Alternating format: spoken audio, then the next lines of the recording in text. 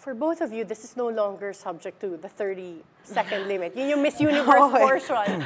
But you both did very well.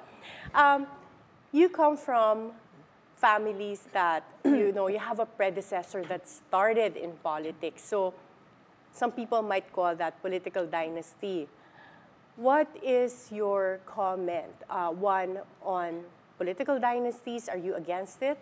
And how would you answer criticisms that you are part of a political dynasty?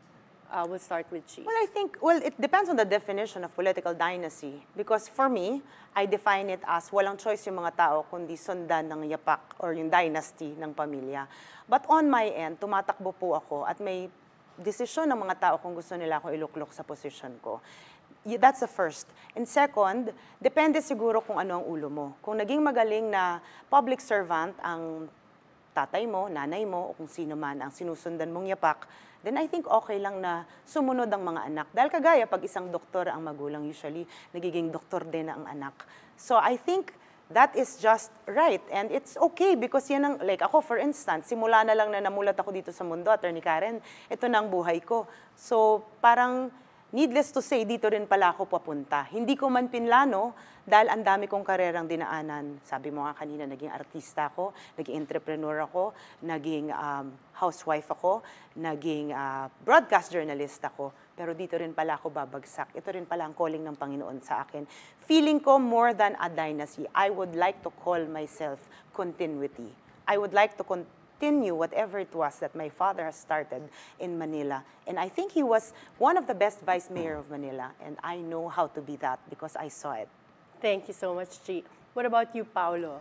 Sa akin, I think we cannot be considered as political dynasty dahil unang-una, my dad graduated yung first 3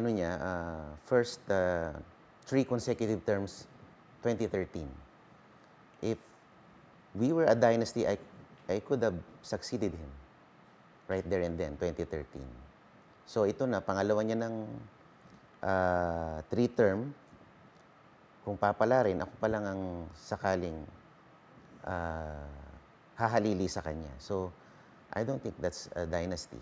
And dynasty can take many forms. Halimbawa, congressman ka, yung anak mo konsihal, yung asawa mo vice mayor, yung no offense to vice mayor, pero that's dynasty. Sabay-sabay kayong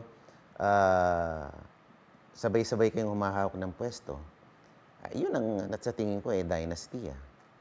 Pero at the end of the day, it's the electorate who chooses. Pag nakita nila ang pamilya Atienza mahusay sa pamamalakad, bakit hindi natin bigyan ng pagkakataon, diba? If they have this brand of governance na talagang subok na, that's the reason why probably people vote them repeatedly.